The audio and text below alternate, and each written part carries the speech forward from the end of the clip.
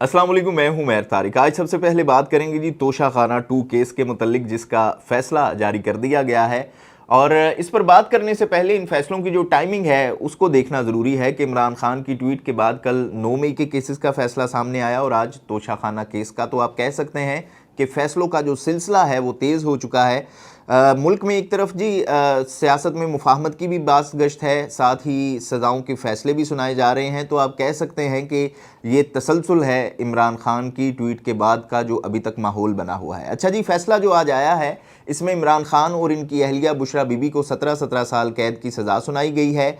और स्पेशल जज सेंट्रल अर्जुमंद शाह ने अडयाला जेल में ये फ़ैसला सुनाया और इसका तफसीली फ़ैसला जो है वो भी जारी कर दिया गया है। और फैसले में ये लिखा गया है जी कि दोनों को ताज़ीरात पाकिस्तान की दफ़ा 409 के तहत 7-7 साल कैद की सज़ा सुनाई गई है और मजमूई तौर पर हर एक को 17 साल कैद की सज़ा हुई है। इसके अलावा अदालत ने दोनों पर मजमूई तौर पर 1,64,05,00,000 रुपये फ़ी कस जुर्माना भी आयद किया है। तहरीरी फैसले में यह भी कहा गया है जी कि इस्तगासा अपना मुकदमा साबित करने में कामयाब रहा और दोनों मुलजिमान मुजरिमाना ख़यानत के मुर्तकिब पाए हैं। अदालत के फैसले में यह भी कहा गया कि बानी पीटीआई की जायद उमर और बुशरा बीबी के खातून होने की वजह से कम सज़ा सुनाई गई है। मुजरमों की अरसा हवालात को भी इसी सज़ा में शामिल कर लिया गया है। खैर, फैसले आने मुतवक्को भी थे। इस पर इमरान खान के वकील बैरिस्टर सुलेमान सफदर, जो कि इमरान खान से जेल में मिले भी, उन्होंने कहा कि जब इमरान खान को ये फ़ैसला सुनाया तो वो मुस्कुरा रहे थे, बिल्कुल हैरान नहीं थे वो। और इमरान खान ने हिदायत की है कि दोनों के लिए वो हाई कोर्ट में अपील दायर करें। उन्होंने अडयाला जेल के करीब मीडिया से गुफ्तगू भी की और कहा जी कि कल रात को 8 बजे तमाम लीगल टीम को इतला दी गई कि सुबह 9 बजे केसेस पर कार्रवाई होगी।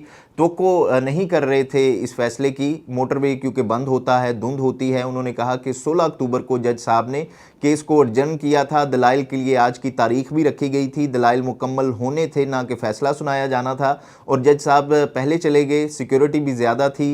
उन्होंने ये भी कहा कि जज साहब ने गैर कानूनी काम किया है वकला की गैर मौजूदगी में फ़ैसला सुनाकर।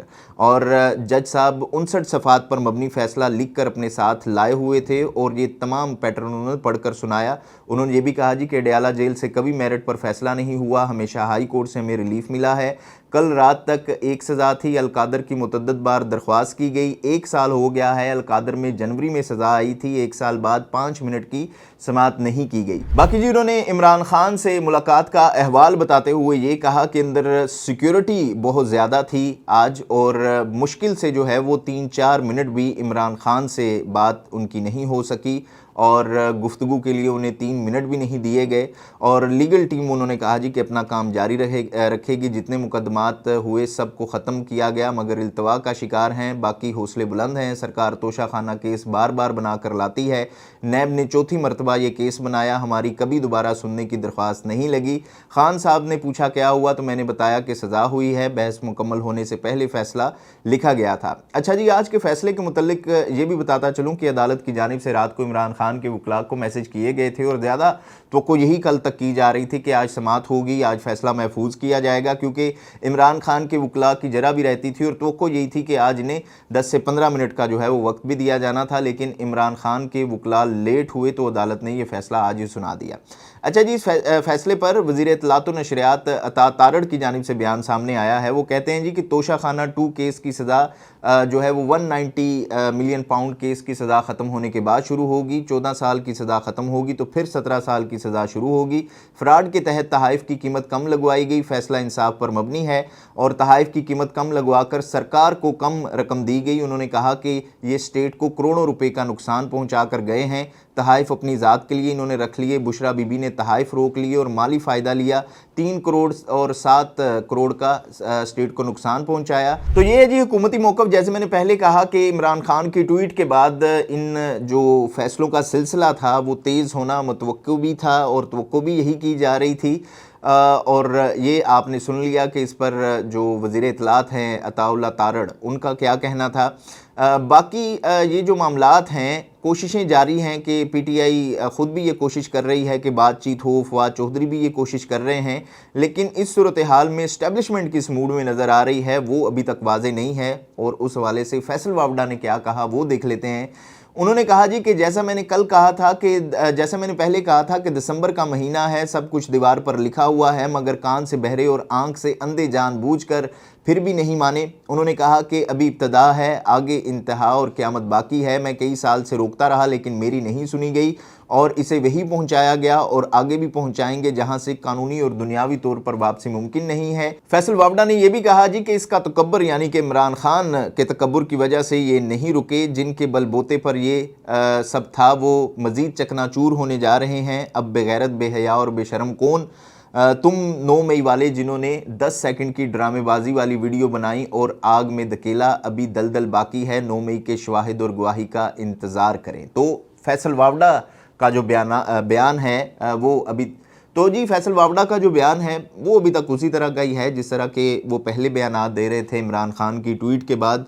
तो जैसे मैंने पहले कहा कि वो अल्फाज जैसे मर्जी इस्तेमाल करते हैं, लेकिन जाहिर है कि उनकी जो प्रेडिक्शंस हैं वो हमेशा सच साबित हुई हैं आज तक। ख़ास तौर पे जब से तहरीक अदम एतमाद लाई गई और उसके बाद जो 9 मई का मामला हुआ, उसके बाद से लेकर अब तक उन्होंने जितनी प्रेडिक्शंस की हैं वो सच साबित हुई हैं। सियासतदान जो बाकी हैं यानी कि नून लीग वाले, या आप कह लें कि जो इस वक्त इक़्तिदार में हैं लोग, वो जो भी बयानात देते हैं, लेकिन फैसल वावडा इस हवाले से जो भी पेश गोई करते हैं वो हमेशा सच साबित होती है। तो आप इसको ये भी कह सकते हैं कि जो इस वक्त इस्टेब्लिशमेंट का मूड है वो आप कहीं ना कहीं फैसल वावडा की ज़ुबानी भी ज़रूर सुन सकते हैं या समझ सकते हैं। अच्छा जी, अब बात करते हैं इमरान खान के बेटों के मुतल्लिक, जिन्होंने कल एक और इंटरव्यू दिया है और इंटरव्यूज़ देने का सिलसिला उनका शुरू है। लंदन में उन्होंने सहाफ़ी मेहदी हसन के प्रोग्राम में शरीक होकर एक इंटरव्यू दिया और उन्होंने कहा जी कि कासिम खान ने यहाँ पर इंकशाफ किया कि उनके वालिद को मुकम्मल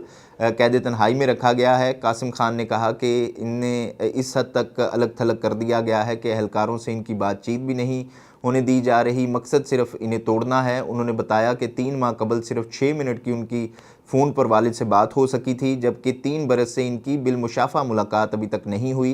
कासिम ने दावा किया कि इमरान खान को एक छोटे से 6 फीट और 8 इंच के सेल में रखा गया है जहां खड़ा होना भी मुश्किल है। इंटरव्यू में दोनों भाइयों ने कई हसास मामलात पर बात की, जिनमें ये भी शामिल है कि वो अमरीकी सदर डोनाल्ड ट्रंप से किसी किरदार की उम्मीद रखते थे, मगर Pakistani army chief general Asim Munir ने इनके करीबी ताल्लुकात ने इन्हें मायूस किया। उन्होंने ये भी इल्ज़ाम लगाया कि अदालती हुक्म के बावजूद हुकूमत पाकिस्तान ने इनके वालिद से फ़ोन कॉल्स बंद कर दी हैं, जबकि बरतानवी हुकूमत ने इन्हें पाकिस्तान जाने पर सिक्योरिटी फराहम ना करने की वार्निंग दी। अच्छा जी, वज़ीर-ए-आज़म के तर्जुमान मुशर्रफ ज़ैदी ने इन इल्ज़ामात को मुस्तरद करते हुए कहा कि इमरान खान को किसी सेल में नहीं रखा गया, बल्कि इन्हें अलहदा रिहायशी सहूलियात, जिम, लान, किताबें और ज़ाती बावर्ची तक मुयस्सर है। इनके मुताबिक इमरान खान दिन में कम अज़ कम 6 घंटे खुले माहौल में गुजारते हैं। हर खाने की तब्बी जांच होती है। मुशर्रफ ज़ैदी ने यह भी कहा कि इमरान खान के बच्चों को पाकिस्तान में कानून के मुताबिक तमाम हकूक़ हासिल होंगे, ताहम किसी भी मुमकिना दौरे को सियासी मकसद के लिए इस्तेमाल करने की इजाज़त नहीं दी जाएगी।